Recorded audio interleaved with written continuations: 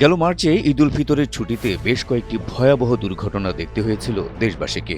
বিশেষ করে কুমিল্লায় বাস ও ট্রেনের সংঘর্ষে ১২ জন, পদ্মা নদীতে যাত্রীবাহী বাস ডুবে ২৬ জনের মৃত্যুর ঘটনায় স্তম্ভিত হয়েছিল জাতি। পুরো ঈদের ছুটিতে অনাকাঙ্ক্ষিত অন্য সব দুর্ঘটনায় শত শত মানুষের প্রাণহানি অশ্রুসিক্ত করেছিল দেশের মানুষকে। স্বজনহারাদের কান্নায় ভারী হয়েছিল আকাশ বাতাস। আজও সেই কষ্ট বুকে ধরেই বেঁচে আছেন হতভাগ্য স্বজনরা। রেইনবো অ্যাক্রোপ্লাস্টে অ্যাক্রিলিক এমালশন থাকায় মুছে ফেলা যায় যে কোনো দাগ সহজেই। Rainbow paints, colour of joy. সংশ্লিষ্ট সংস্থাগুলোর তথ্য অনুযায়ী ঈদের আগে ও পরে সংঘটিত ৩ শতাধিক দুর্ঘটনায় নিহত হয়েছেন মোট ২৭৪ জন মানুষ, আহত হয়েছেন কয়েক শতাধিক। হতাহতের এই সংখ্যা কারো কারো মতে আরও বেশি হলেও সরকারিভাবে নিহতের সংখ্যা ১৭০ জন বলে স্বীকার করেছিলেন সড়ক পরিবহন মন্ত্রী শেখ রবিউল আলম। এসব দুর্ঘটনার জন্য নিজে দুঃখ প্রকাশ করলেও ঈদ যাত্রা স্বস্তির হয়েছে বলে মন্তব্য করে বেশ সমালোচনার জন্ম দিয়েছিলেন মন্ত্রী। অতীতের এসব উদাহরণ থেকে শিক্ষা নিয়ে আসছে ঈদে কি বাড়তি কোনো ব্যবস্থা নিয়েছে সরকার?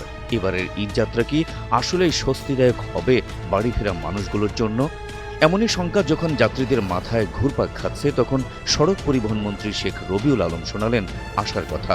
বললেন, এবারের ঈদ যাত্রা যেন স্বস্তিদায়ক হয় সেজন্য সরকার নিয়েছে বেশ কিছু পদক্ষেপ, যা কার্যকর করা গেলে প্রকৃতপক্ষে এই স্বস্তির ঈদ যাত্রা উপহার দেওয়া সম্ভব। সম্প্রতি সচিবালয়ে সড়ক পরিবহন মন্ত্রণালয়ের সম্মেলন কক্ষে আয়োজিত এক সংবাদ সম্মেলনে সড়কমন্ত্রী জানালেন, দুর্ঘটনা রোধে সরকারের নেওয়া নানা পদক্ষেপের কথা। মন্ত্রী বলেন, ঈদ যাত্রায় সড়কে অযাচিত যানজট এড়াতে এবং নিরাপদ যাতায়াত নিশ্চিতে ঢাকায় বিভিন্ন স্থানে ৬৯টি মোবাইল কোর্ট পরিচালনা করা হবে। সড়কে হাইওয়ে পুলিশের পাশাপাশি নির্বাহী ম্যাজিস্ট্রেট এবং গোয়েন্দা সংস্থার লোকজনের উপস্থিতি থাকবে। রেইনবো অ্যাক্রোপ্লাস্টে অ্যাক্রিলিক এমালশন থাকায় মুছে ফেলা যায় যে কোনো দাগ সহজেই। Rainbow paints, colour of joy. বড় ধরনের কোনো যানজট হলে দ্রুত ব্যবস্থা নেওয়া হবে। যত্রতত্র বাসে যাত্রী ওঠানামা না করতে নির্দেশনা দেওয়া হয়েছে যানবাহন মালিকদেরও। শেখ রবিউল আলম বলেন, এবারের ঈদ যাত্রায় কেউ স্পিড বোট বা নৌকা থেকে লঞ্চে উঠতে পারবে না, টার্মিনাল থেকে উঠতে হবে। আর এজন্য টার্মিনালে সিঁড়ির ব্যবস্থা করা হচ্ছে। গত ঈদের ফেরি দুর্ঘটনার কথা মাথায় রেখে এবার ঈদ যাত্রায় ফেরিতে ওঠার আগে যাত্রীদের বাস থেকে নামিয়ে দিতে বলা হয়েছে। এছাড়া ফেরিতে ওঠার আগে বাসের গতি নিয়ন্ত্রণ করা সহ পল্টনে ব্যারিকেড দেওয়ার ব্যবস্থা করা হয়েছে বলেও জানান সড়কমন্ত্রী। মন্ত্রী জানান, যানজট নিরসন ও নির্বিঘ্নে যাতায়াতের সুবিধার্থে হাইওয়ে সড়কের উপরে বা পাশে কোনো গরুর হাট বসবে না। গরুর ট্রাকগুলোকে যাতায়াতের সুবিধা করে দিতে রাজধানীর ধোলাইপাড় বাস স্ট্যান্ড, আবদুল্লাপুর ও গাবতলী বাস স্ট্যান্ডে সার্বক্ষণিক মনিটরিংয়ের ব্যবস্থা করা হয়েছে।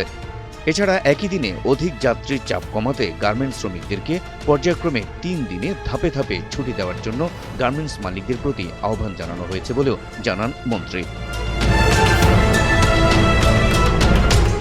প্রতি বছরই ঈদ যাত্রাকে স্বস্তির করতে নানা পদক্ষেপের কথা জানানো হয় সরকারের তরফ থেকে, কিন্তু দুর্ঘটনামুক্ত স্বস্তির ঈদ যাত্রা থেকে যায় অধরাই। এবারের ঈদ যাত্রায়ও কি সেই সব অনাকাঙ্ক্ষিত দুর্ঘটনার ধারাবাহিকতা বজায় থাকবে? এই প্রশ্নের উত্তর মিলবে আসন্ন ঈদ যাত্রায়।